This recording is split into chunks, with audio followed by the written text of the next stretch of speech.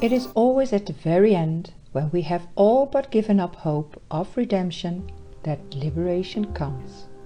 Chinky 55, with the shadow of victimization and the city of freedom, and it's the path of freedom.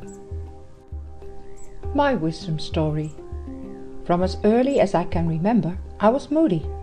I constantly searched for outer reasons to explain my moods and spent my entire youth chasing after everything and everyone I believed caused me joy, and avoiding or blaming those I held responsible for my pain. As I matured, instead of longing for superficial feel-good opportunities, I yearned to feel personally free, romantically fulfilled, and spiritually enlightened. So I embarked on a quest for the perfect soulmate, teacher, and heightened state of being. I became a professional seeker, tantric whiz, and workshop junkie. I fell in and out of love with so many people, practices, and gurus I lost count. When I was in love, I believed I was free. But actually, I was trapped and addicted to the never-ending hope of romance, the dream of liberation, the catharsis of drama. I was hooked on disappointment, and how secretly great I felt complaining about my unending stream of bad luck. The roller coaster had no end. My emotions ruled me. Even though I could see and explain all of my issues, I was still hopelessly blind for the fact that I wasn't taking responsibility for my life. I was still giving my power away to something or someone out there who rescued me or made me miserable. In the end, it was all about me, my love, my awakening, my happiness, my disappointment. It wasn't until I met a woman so into the core of my victimization that my heart cracked open, could no longer hide from her or myself. It was through the intimacy of our relationship that I learned to face my deepest fears and most hidden agendas. For the first time in my life, I rose in love instead of falling, not just with her, but with all of life. I stopped complaining and blaming others, no longer burdened by complicated stories and devastating dramas.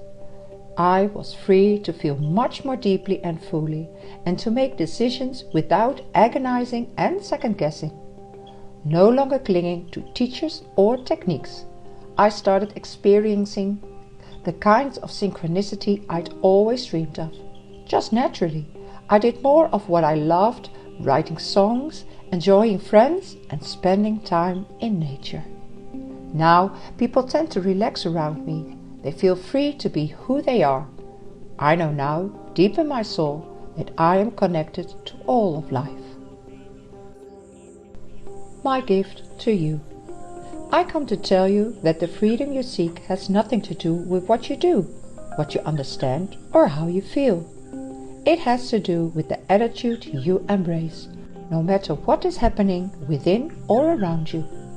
Can you live your life without over-relying on outer paths, systems, and structures to keep you safe? Can you fully feel whatever you're feeling without getting lost in a drama or the stories of the mind? Can you experience a longing without rushing to meet it or escape it? Can you find peace during painful moments? Can you embrace not knowing? Can you simply be? Freedom is yours the moment you give up the thought that someone else is responsible for your life, or that you are separate from life. Practice transparency and radical self-acceptance, and you will discover your magnificence.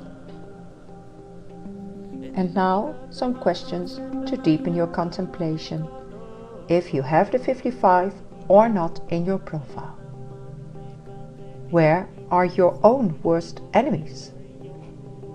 What and who do you tend to complain most about or blame? Where do you most feel like a victim?